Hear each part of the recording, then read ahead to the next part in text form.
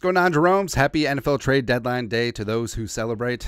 It's beautiful. And by 3 p.m. Central Time, the only time zone that matters, we'll see what the Vikings will do. And last year, there's about a dozen plus trades at the deadline, including the Vikings trade for Hockenson that worked out pretty well.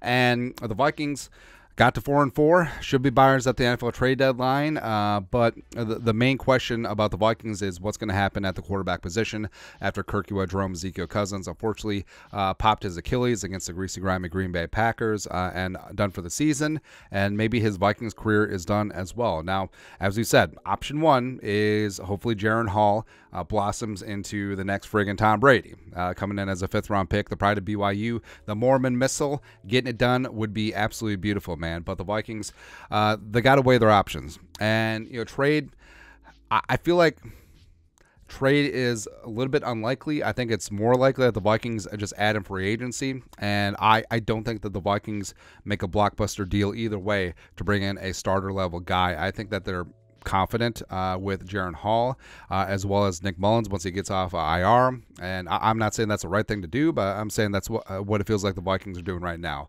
And Diana Rossini, NFL insider for The Athletic, the Vikings have been working through different scenarios all day for life post Kirk Cousins this season. I'm told there has not been any significant conversations about a possible trade for a quarterback on another team. They continue to discuss different scenarios. And that was yesterday at 1:30, so a lot of things are up in the air, a lot of things in flux. And Kwesi, I'm sure, no sleep till Brooklyn last night and is fully Marcus Peters pick 6. Let's go.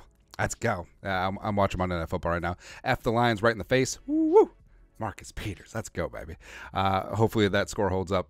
By the time we're watching this, we'll know one way or the other.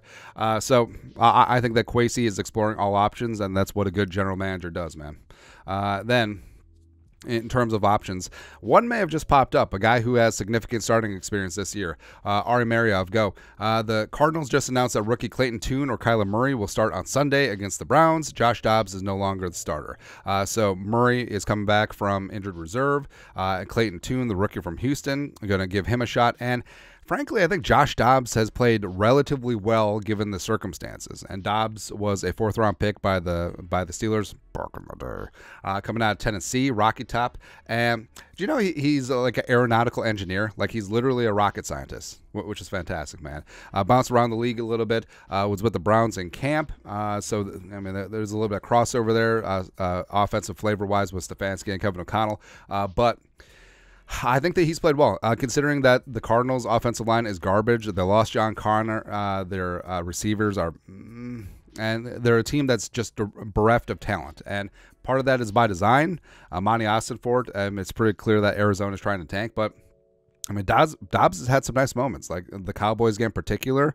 And I'm not saying that he would come in right away and automatically be an upgrade over Jaren Hall, even though Hall is a rookie and Dobbs is a veteran. Hall's been in this offense all off season, all training camp, all preseason, and all during the regular season. So I think that if basically Dobbs can be had for free, just adding him to supplement veteran backupness, sure, that makes sense. And also another veteran backup that would have made sense was John Wolford.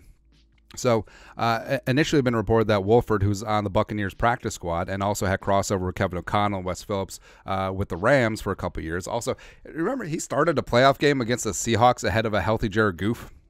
It's kind of funny, man. But the plan was, with Stafford having his thumb injury, that the Rams were going to sign him off the Bucs practice squad to the 53. But then Wolford decided, I'm going to stay in Tampa, because Baker Mayfield's ahead of him. But basically, the Bucs were going to sign him to the 53-man roster, and Rick Stroud, who's a longtime great beat writer for the Bucs, officially I'm told John Wolford will be signed to the 53-man rooster Tuesday. It wasn't just the Rams. A lot of teams have quarterback issues, and he was in demand. So was that a Kwesi spot? It would have made sense given Wolford's relationship with Kevin O'Connell and his crossover there, but nah. Also, so you may not know this about me, but sometimes I enjoy stirring the pot. And Justin Fields, Fields, former number 11 overall pick, the pride of Ohio State, put up like 1,000 yards rushing last year. Do you know remember he said he was going to be the first 4,000 yard passer for the Bears?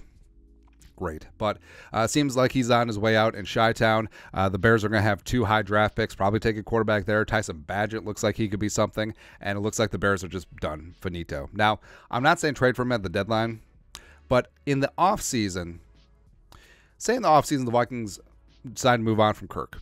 Like Kirk signs with San Francisco or something, or Atlanta, or whatever. And the Vikings, maybe Jaren Hall proves he's the guy.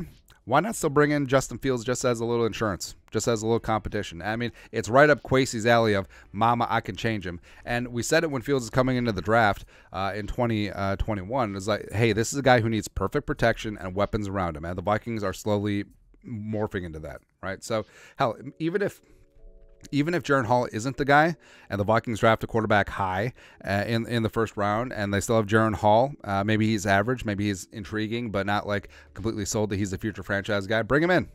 I mean, Kwesi's not scared about trading in division. And if you can get him for nothing, yeah, go ahead. Go ahead.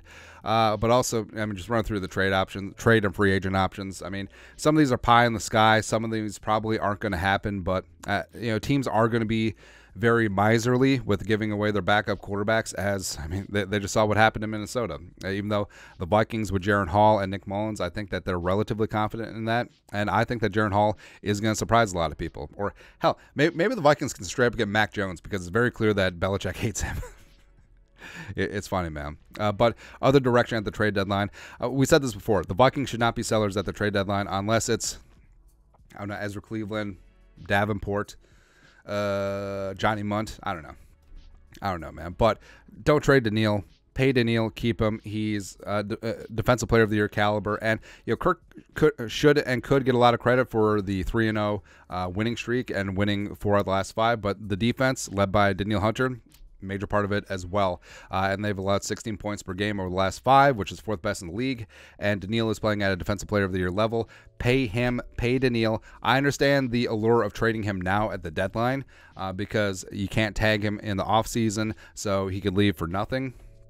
But no, don't do it. No, keep Daniil. But Vikes Van Page go. Vikings are reportedly seeking a first-round pick for Daniil Hunter.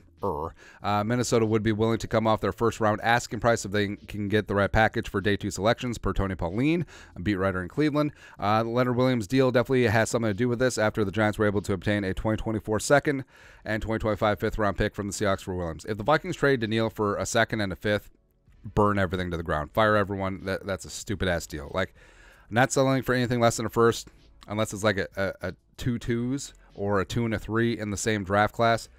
I mean, he's a premium player. He's a defensive player of the year candidate. He's proven that he's fully healthy. He's proven that he's great in the scheme, and he just turned 29. He's still firmly in his prime. Keep Daniil. Let's not be silly. Let's keep Daniil here.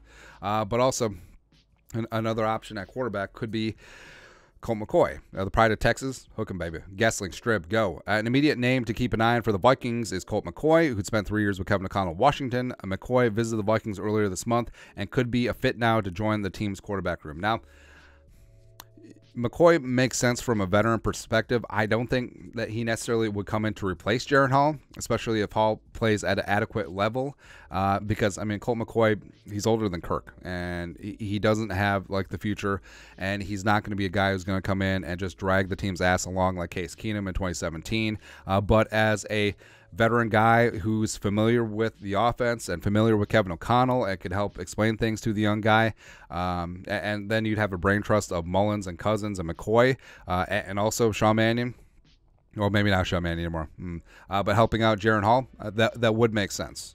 Would make sense. Also, something that makes sense is the love that Ryan Clark put out towards Kirk Cousins. Now, you got to give the national media Jerome his credit. It's really unfortunate that it took a season-ending injury for them to realize how good Kirk Cousins has been. But, I mean, props to Ryan Clark, who, I mean, Clark's had some dumb takes on the Vikings, and I think just a couple weeks ago he was hating on Kirk, but this one he got right. Ryan Clark, go. Kirk Cousins tore his Achilles yesterday and took it like a G. Kirk Cousins attempted to scramble after the injury, hopped to the sideline, and cheered his team from the cart. It was a Kobe Bryant-like moment, reminiscent of the legend hitting 2 free throws after suffering the same injury. Yeah, Kobe popped his Achilles late in his career, came back from it. That was legendary. Unfortunately, much like the Lakers and the Vikings will have a tough time replacing their leader.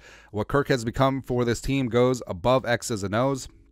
And he was playing at a superstar level even without Justin Jefferson, showing uncommon toughness and leading a locker room of men back from an 0-3 start. All respect to Cousins. He'd become everything for the Vikings. And Ryan Clark is 100% correct, man. And again, it's a shame that it took an injury to Kirk for them to realize how good Kirk has been, and also some fans too. But yeah, props to Ryan Clark for calling balls and strikes in this spot, man. Also, so ton of Vikings to put out.